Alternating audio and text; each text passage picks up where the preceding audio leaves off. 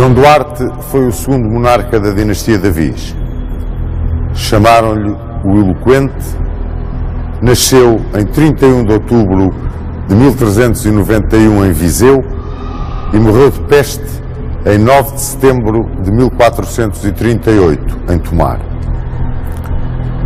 Foi um rei muito triste, melancólico e foi infeliz, profundamente infeliz no seu reinado.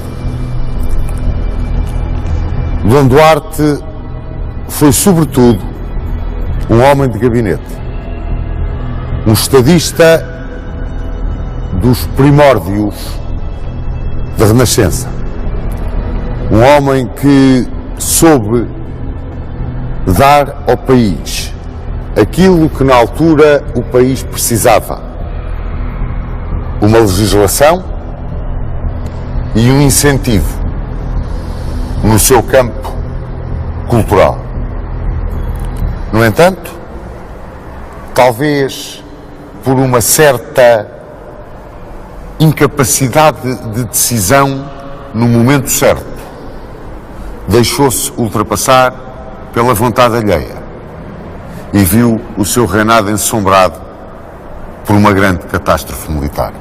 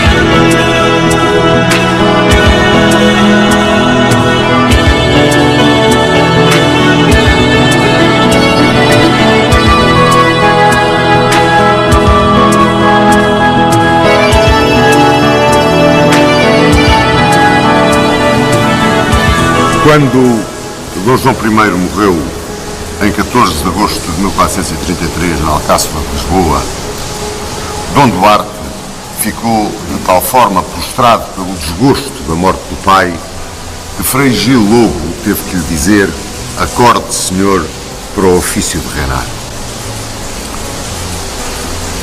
Dom Duarte tinha 42 anos quando subiu ao trono. E o Portugal que encontrou era um Portugal saído da Guerra da Independência, pobre, com o tesouro muito debilitado por todas as concessões feitas por Dom João I aos seus companheiros da guerra, que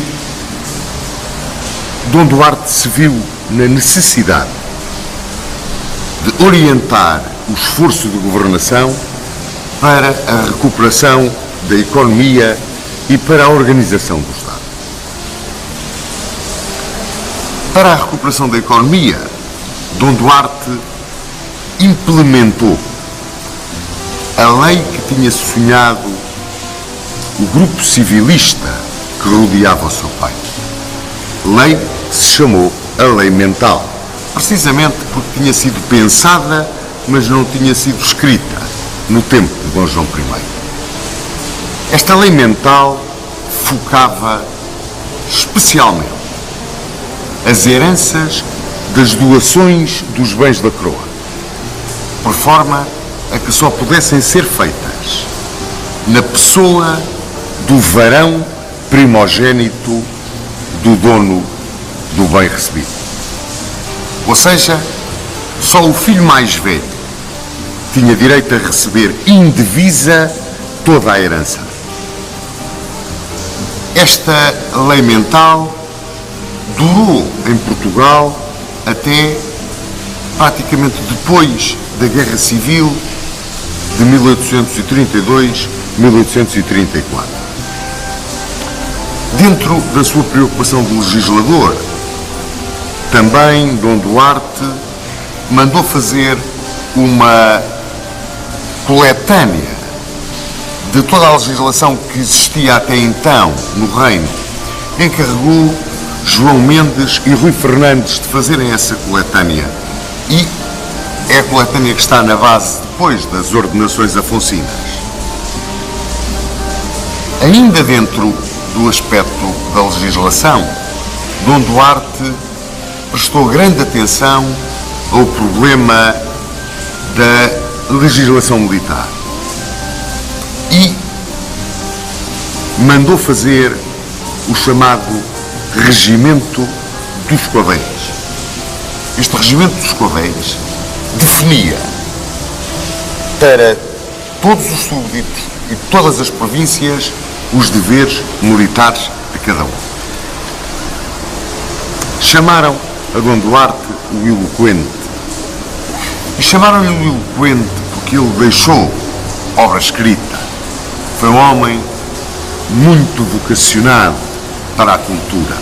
Aliás, era um brilhante homem de gabinete.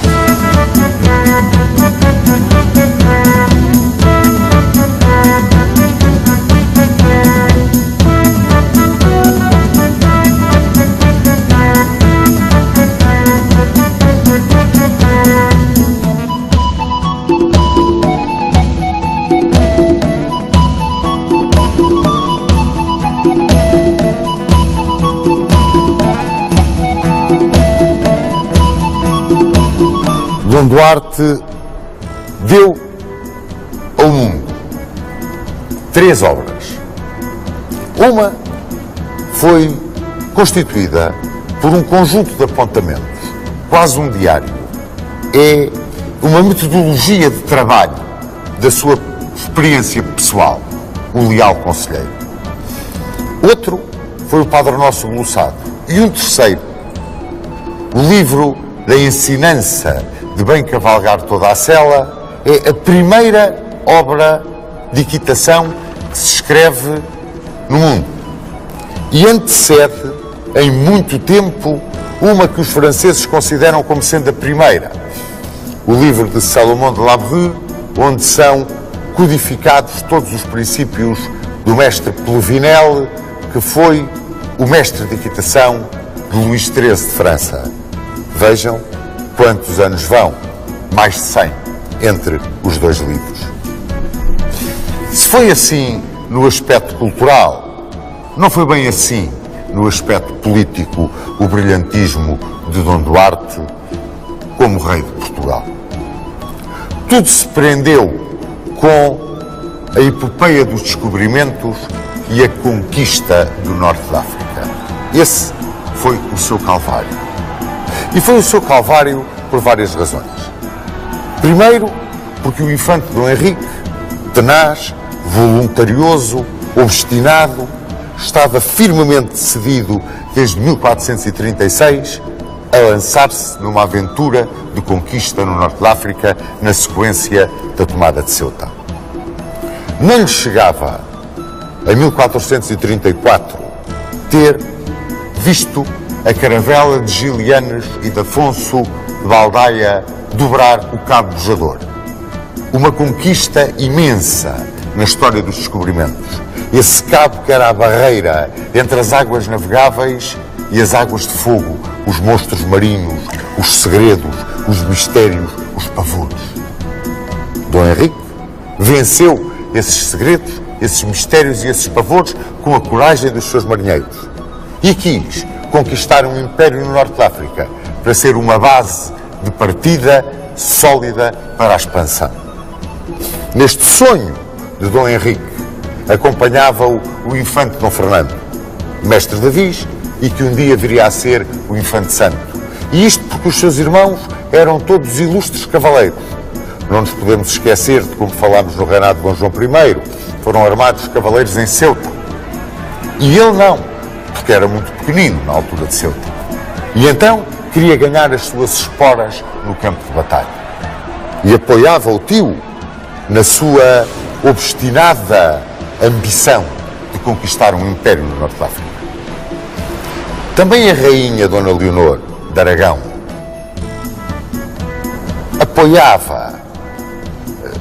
apoiava o sonho do infante Dom Henrique.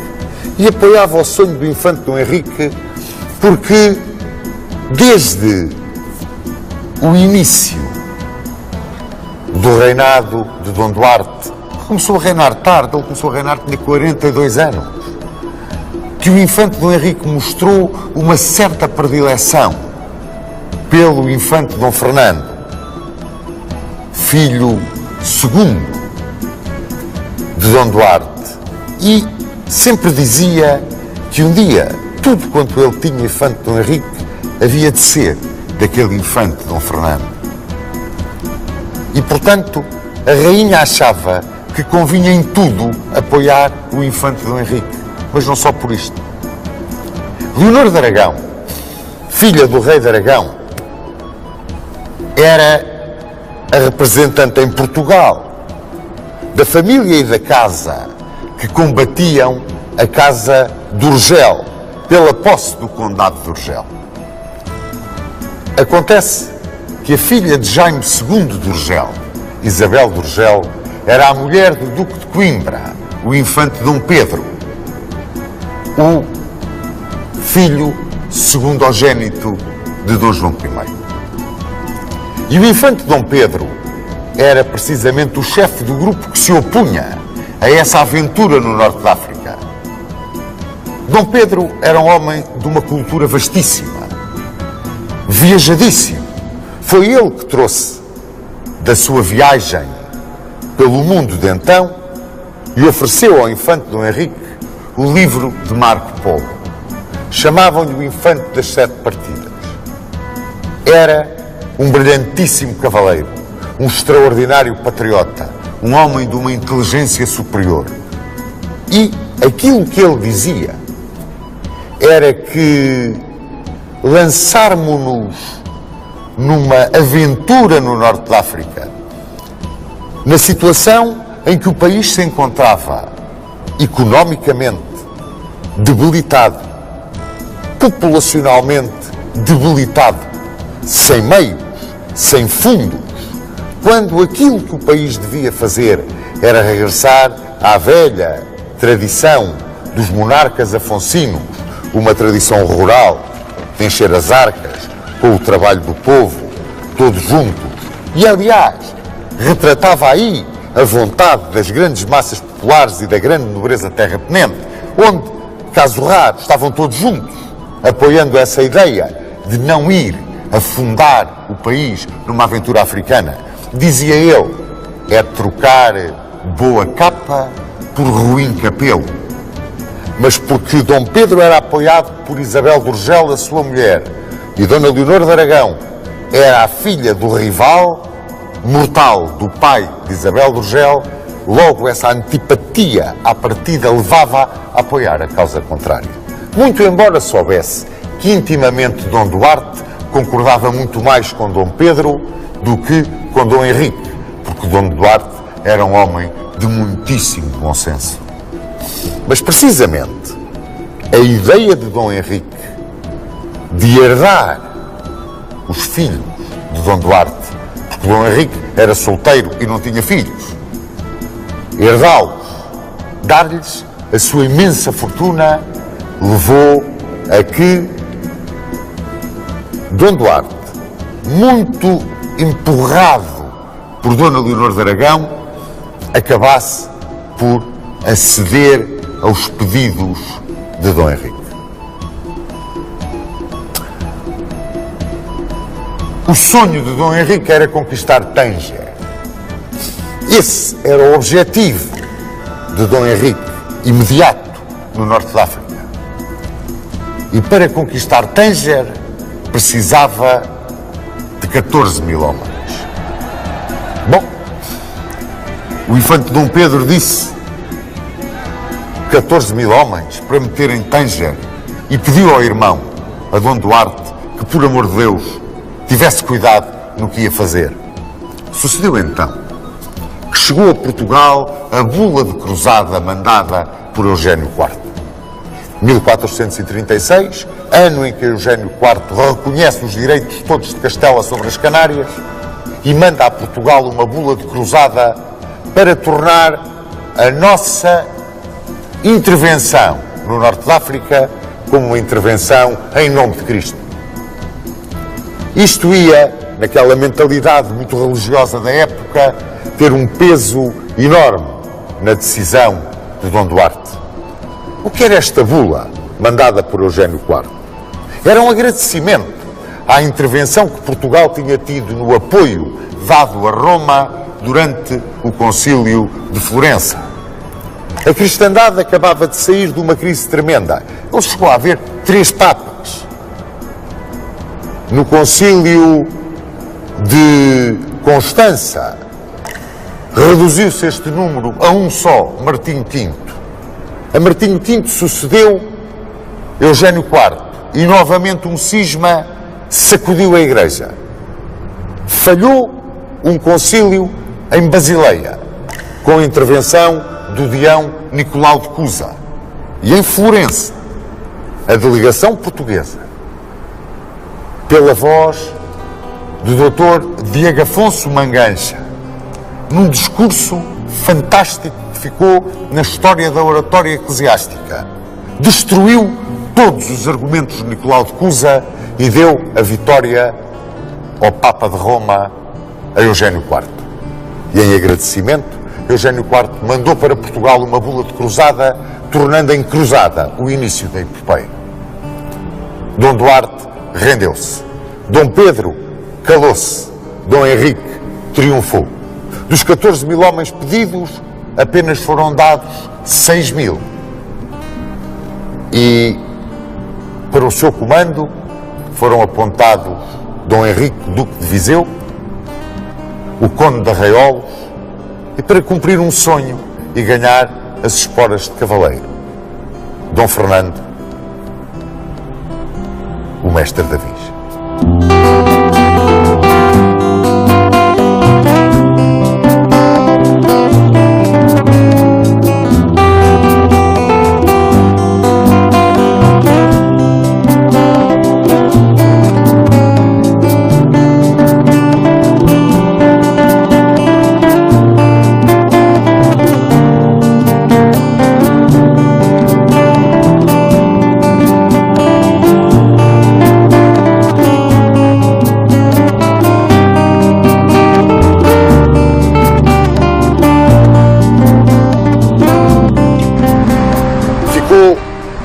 Dom Duarte profundamente angustiado.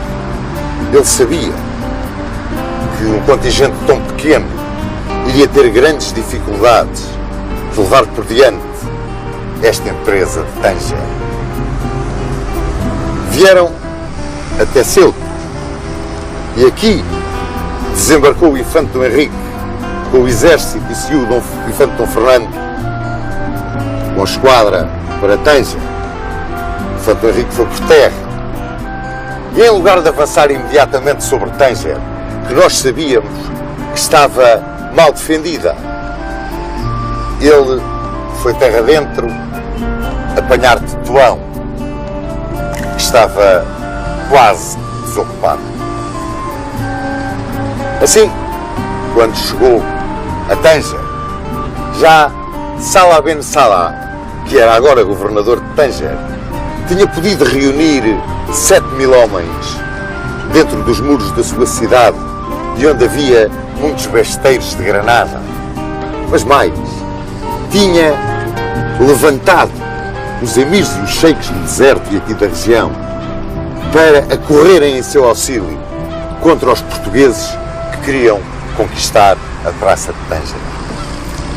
O primeiro assalto lançado contra Tanger foi repelido.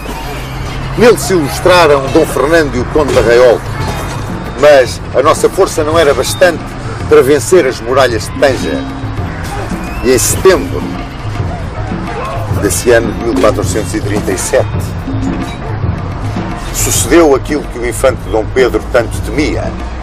Apareceram os aliados de Sala Ben Sala. Dizem os cronistas que eram cerca de 90 mil homens, os sheiks dos beis da região que se tinham juntado e vinham socorrer Tanger. E os portugueses tinham iniciado os trabalhos de cerco, de sitiadores, passaram a sitiados. E de uma forma tal que a esquadra ao largo pouco ou nada podia fazer para os ajudar. E o tempo foi passando, e o cerco moro apertando, e a guarnição da praça cada vez se defendia com mais sanha, com mais arreganho. E outro assalto lançado por Dom Fernando é repelido, e começou-se a morrer de fome no campo português. E a situação começou a tornar-se de tal forma insustentável, que quando em 13 de outubro chegaram as condições do inimigo, o infante Dom Henrique teve que as aceitar. E essas condições eram simples. Saída da expedição sem armas nem bagagens. Entrega de Ceuta. 100 anos de tréguas. E ficava de reféns o infante Dom Fernando. Eles davam-nos um filho de Sala Ben Sala também como reféns, como garantia de que se iriam cumprir estes acordos. Revoltou-se o infante Dom Henrique e quis ficar em vez do seu irmão.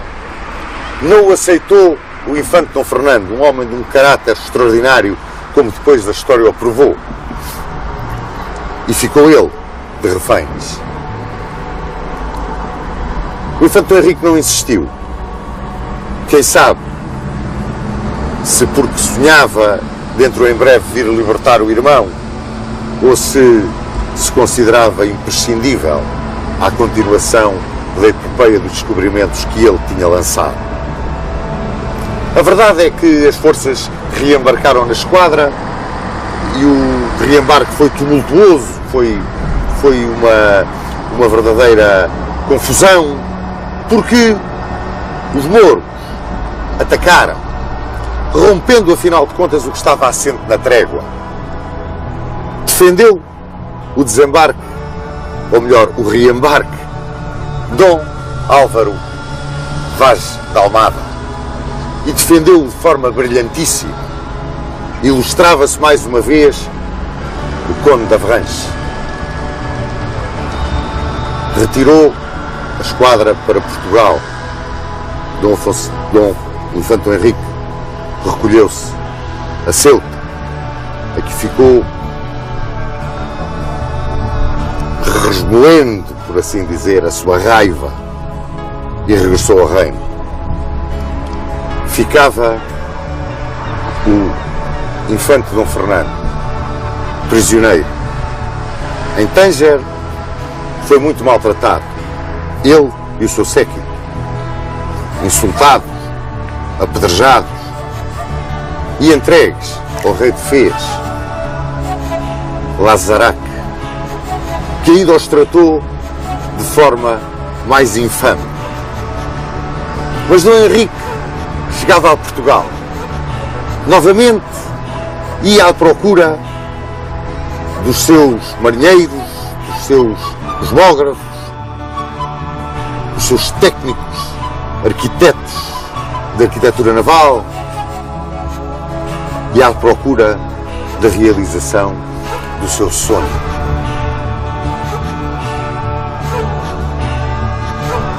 Tudo tinha sido tal como Dom Pedro o tinha afirmado, trocar boa capa por ruim capelo, ou como tinha dito o infante Dom João, nem siso, nem cavalaria. Mas o infante Dom Fernando, esse, tinha ficado entre os mouros. E para o filho mais novo de Dom João I, o que faltava na ínclita geração para ser perfeito, o altar dos cristãos estava aberto para esse jovem sonhador que tinha ambicionado conquistar as esporas de cavaleiro contra os muros de Tanger e, afinal de contas, acabar por conquistar a santidade.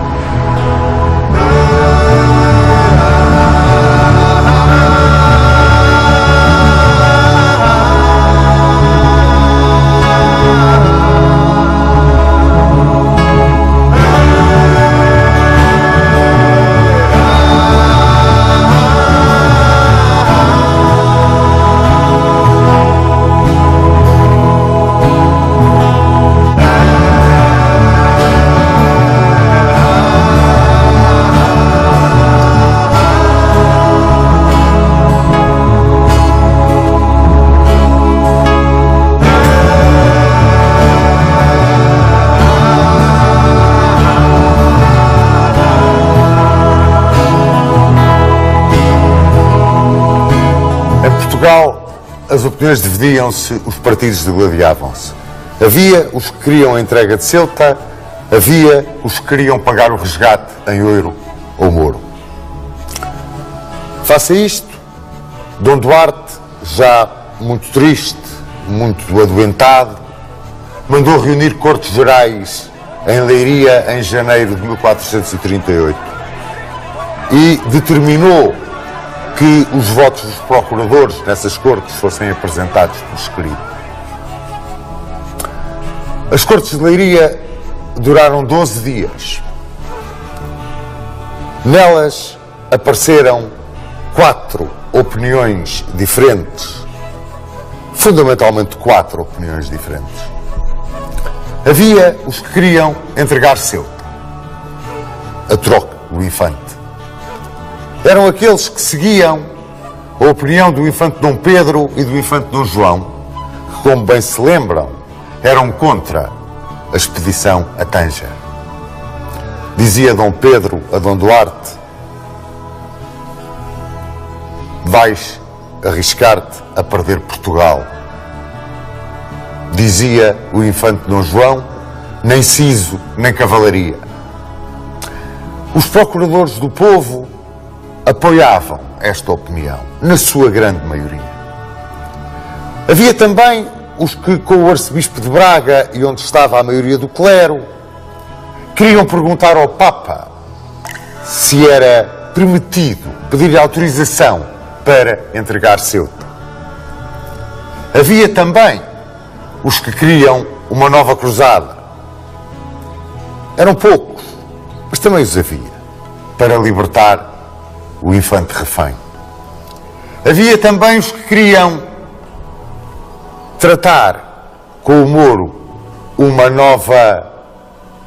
novo resgate e, se não resultasse esse trato, então entregar Ceuta. Mas havia, na grande nobreza, esfiados pelo conde de Arraiolos, os que nem entregar uma pedra de Ceuta a troco de nada. Perante isto, Dom Duarte suspendeu as cortes. Não chegou a qualquer conclusão e comprometeu-se a procurar uma forma de libertar o irmão sem ter que entregar Ceuta, porque essa, no fundo, era a opinião da nobreza e do clero: não entregar Ceuta. Escreveu ao pontífice, escreveu a outros monarcas, mas as respostas que recebeu eram desanimadoras. Convocou para a corte o infante Dom Henrique, que estava no Algarve. O infante não veio, ele foi ao encontro do infante, encontraram-se em Portel. E o infante Dom Henrique criticou-o, e criticou-o duramente, dizendo-lhe que se tivesse levado os 14 mil homens para Tanger que tinha pedido, agora o infante Dom Fernando estava a gozar da sua glória e não metido numa enxovia em Fez. E pediu também o infante ao rei mais homens para tentar outras aventuras noutras praças do norte da África. Os procuradores do povo saíam de Leiria com a certeza de que a nobreza e o clero não apoiavam o infante Dom Pedro. O infante Dom Pedro não era querido, nem por uns, nem por outros. Dom Duarte sentiu-se acabar. A tristeza, a doença minavam-no. E veio para aqui, veio para tomar. Em Fez, o infante Dom Fernando apodrecia num cárcere. O Moro, o Lazaraque, que lhe importava a ele Ceuta, o que ele queria era o ouro, e de Portugal não chegava qualquer resposta. Em 9 de setembro de 1438, Dom Duarte morria aqui, nestes passos do infante, em Tomar. Chamaram-lhe o eloquente. Foi um homem que escreveu muito bem. Não tinha o dom da palavra. Era um homem melancólico. Era um homem que, escravo do seu dever de rei, teve a grandeza de ouvir as cortes e cumprir aquilo que achava que era o parecer de quem mais peso lá tinha. Deixou morrer o irmão, mas não foi ele o único culpado.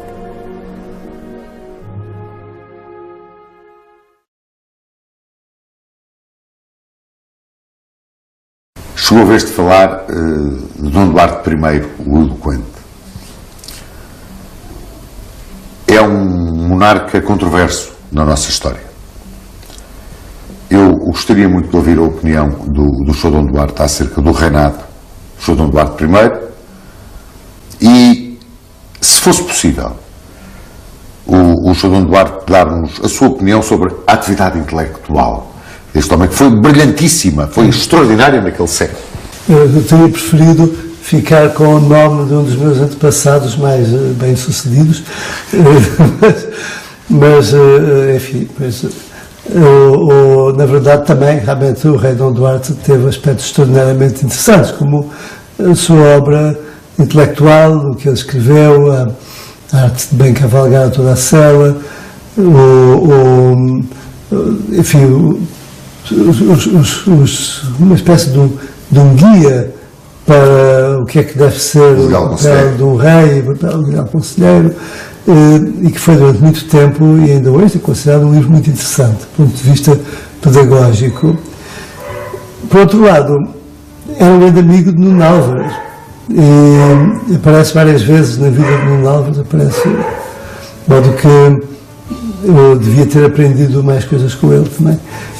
Não há dúvida que sofreu muito com a morte do pai e, sobretudo, a desgraça da morte do irmão, que foi preso em Marrocos, quando foi da conquista de Tanger, e que os marroquinos exigiram trocar pela cidade de Ceuta. De facto, as cortes em Leiria concordaram com essa exigência, mas o rei achou que não tinha direito a sacrificar uma cidade que tinha custado tantas vidas a tantos portugueses, e pensou provavelmente que haveria outra maneira de negociar a libertação do irmão. O irmão, Dom Fernando, passou a ser muito maltratado pelos marroquinos na prisão e acabou por morrer lá. E isto são dramas que marcam muito a vida de uma pessoa, a sentir-se responsável pela morte do irmão. O Sr. Duarte não acha que o rei Dom Duarte foi muito influenciado pelo infante Henrique? Sim, certamente. E o infante Henrique, de facto, devia ter esta visão de que o Império era para se construir e para ir para a frente, era a missão de Portugal, e não podíamos desistir de entregar cidades ao inimigo.